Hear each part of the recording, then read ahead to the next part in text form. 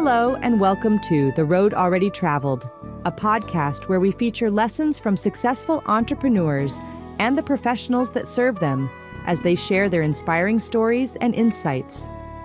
Now, let's get started with the show.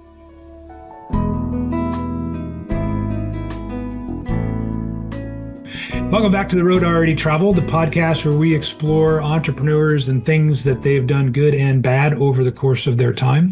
Today, as we've done in the past, we're bringing back Peter Madlem from Avalan. He is the Chief Investment Officer for the firm, and we're going to be talking a little bit about the quarter behind us and what we see coming forward. But before we do that, I want to quickly read our lead-in message. This episode is brought to you by Avalan, which is why Peter gets a voice today.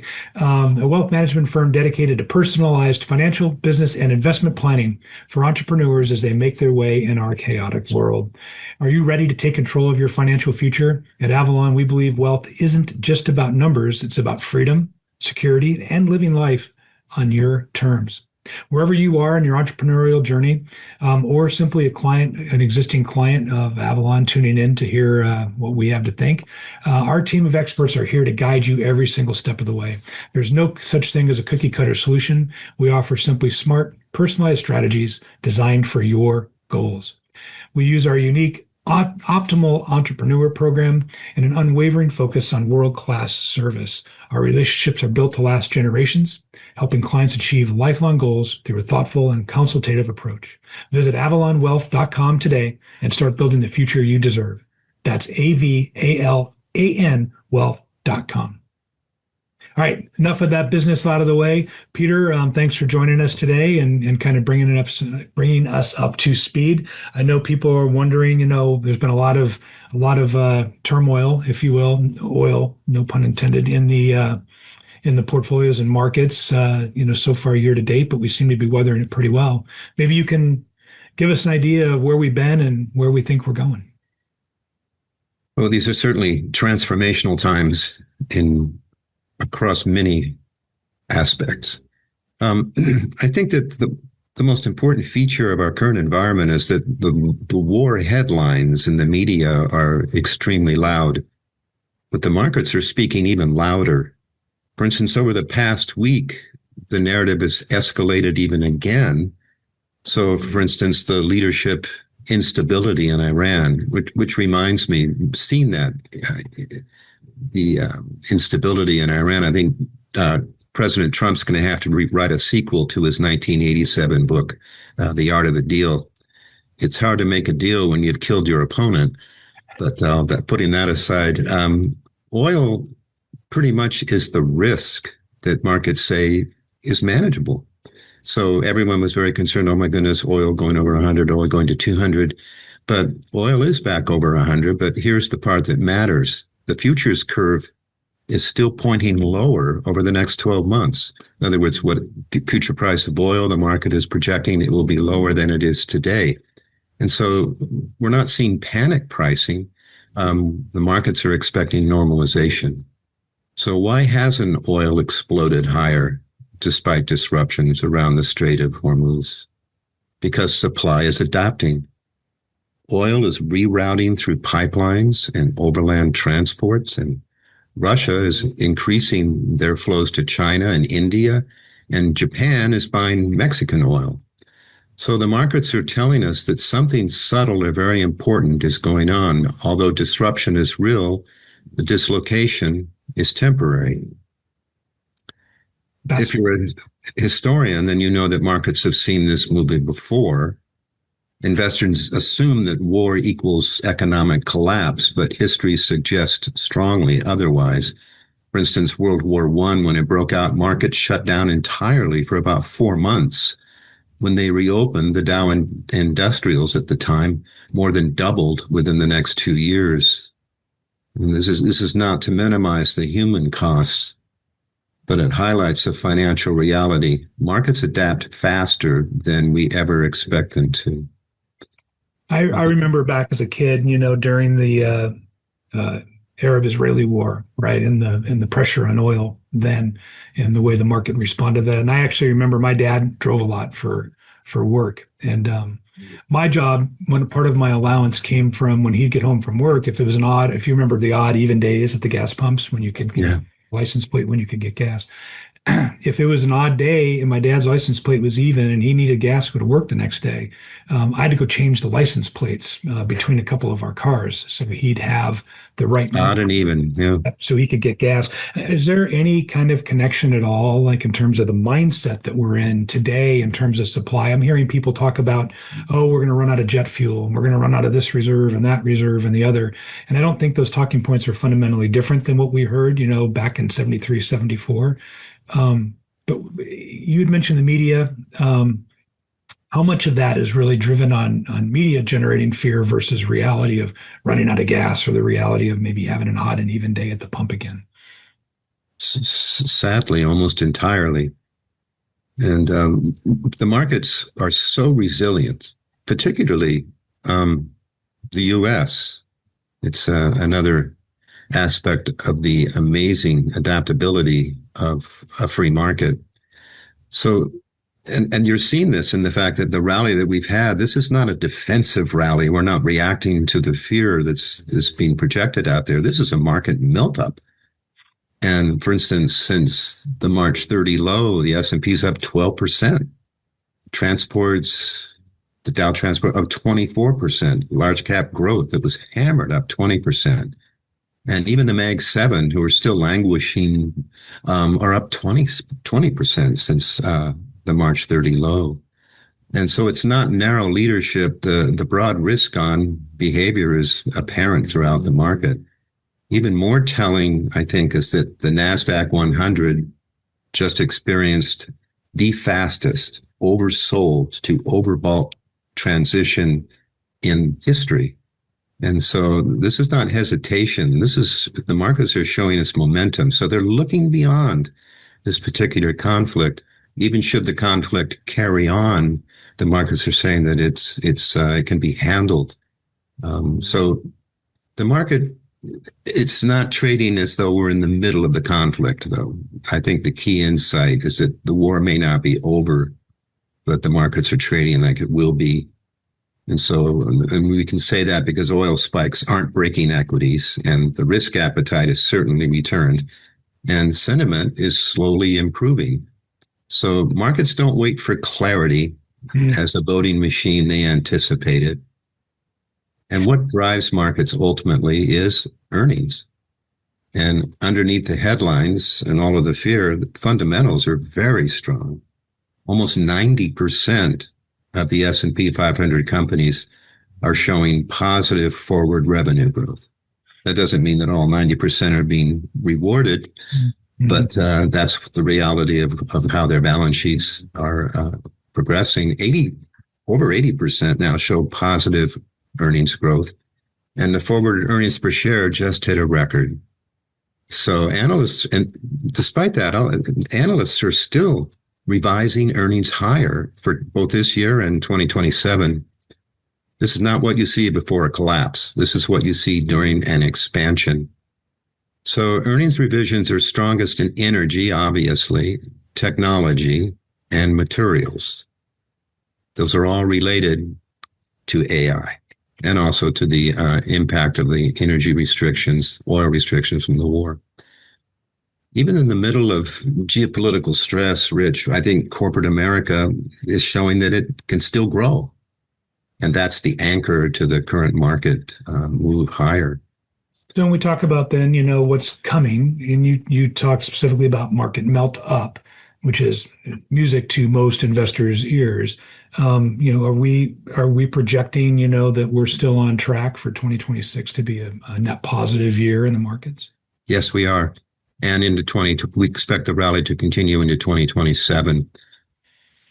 What's missing from this conversation in the public realm is what is going on with Venezuela, Cuba, the Middle East, Greenland. And that would be a really wonderful topic of discussion at some point. It's way beyond countries having or not having nuclear weapons. The actual discourse and discussion is something much more profound.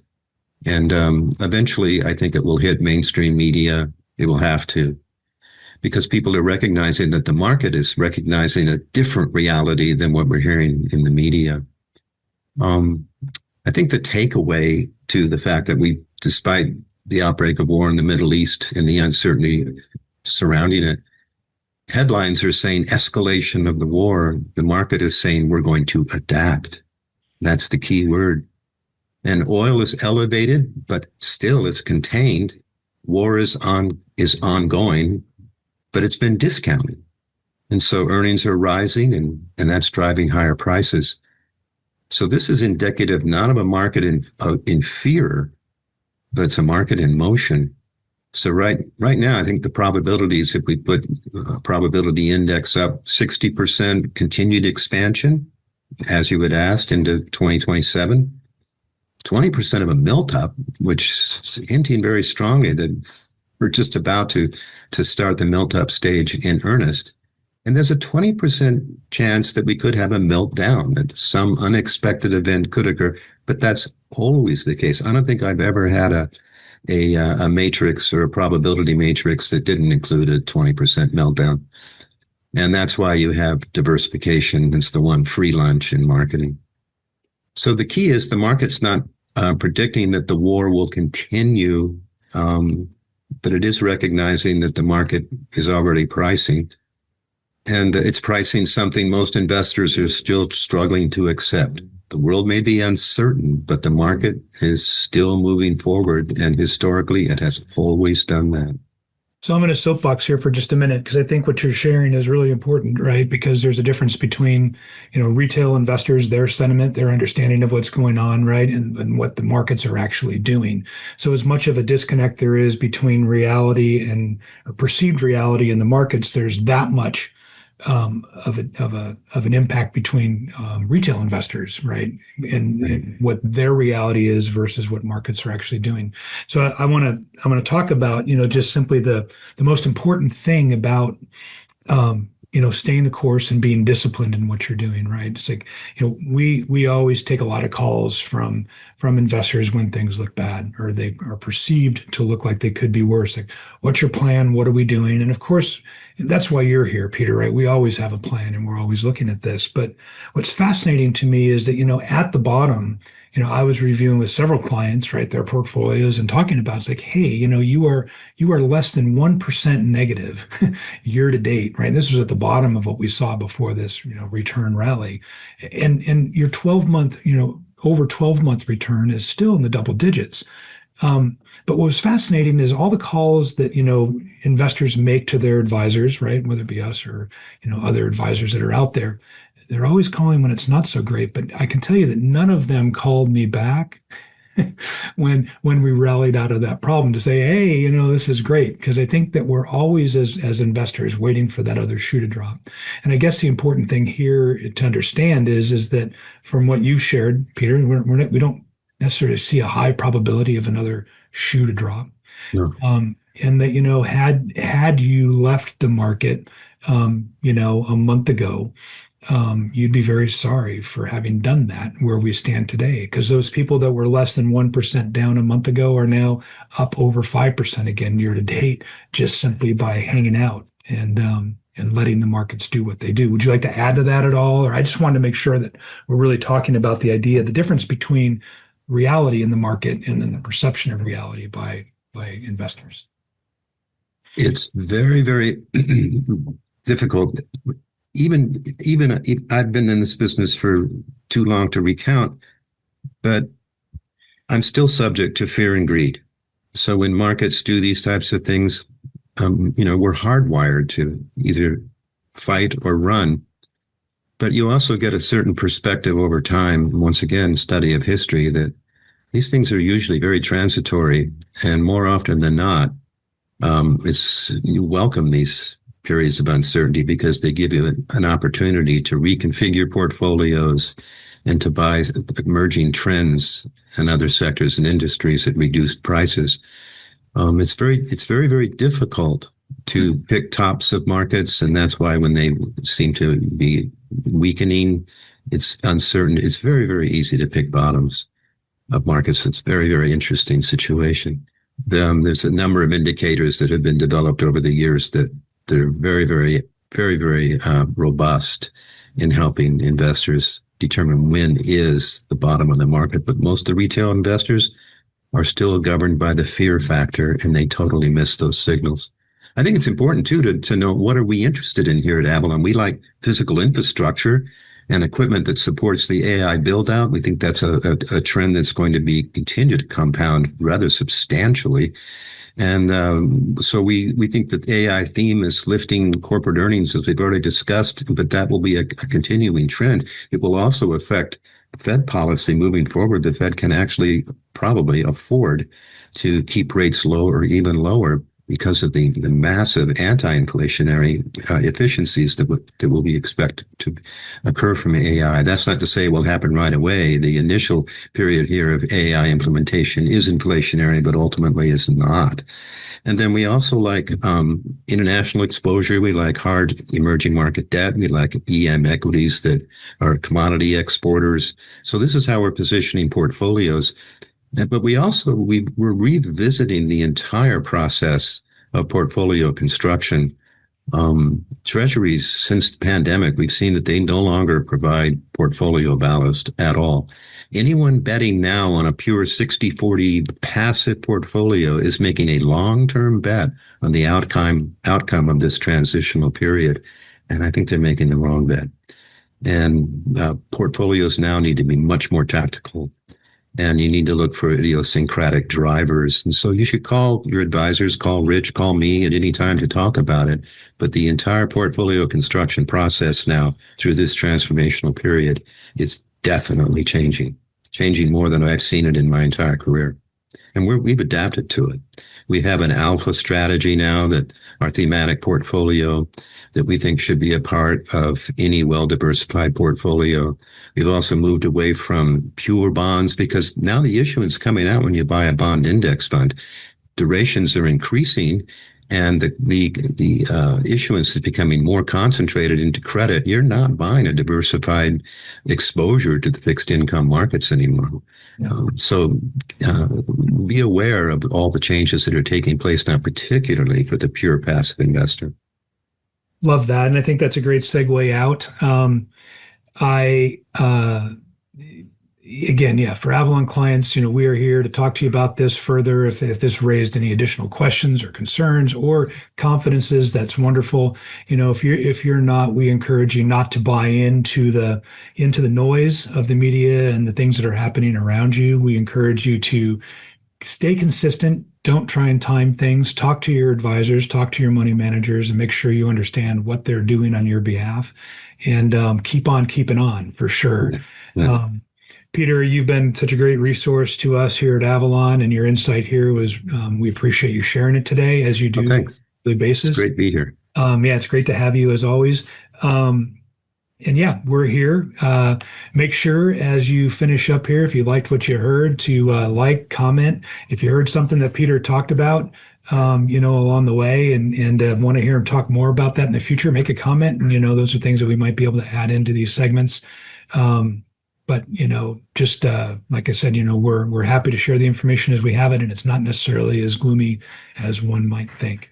So until next time on The Road Already Traveled, where you can find us on all of your most favorite podcast platforms and on YouTube as well, we're looking forward to seeing you on the next run of A Road Already Traveled. Thanks a lot, Peter.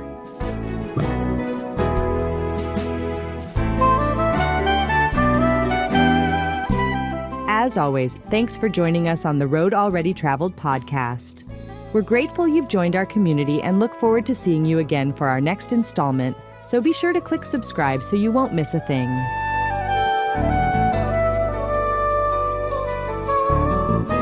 This communication is for informational purposes only and does not purport to be a complete statement of all material facts related to any company, industry, or security mentioned.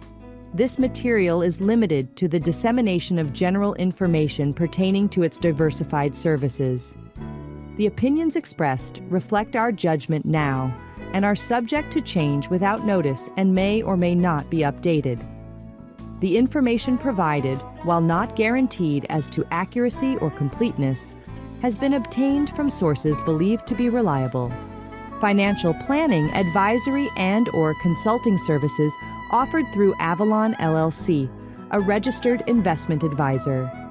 Prospects or clients who take advantage of any free consultations or services are under no obligation to hire Avalan LLC as their investment advisor.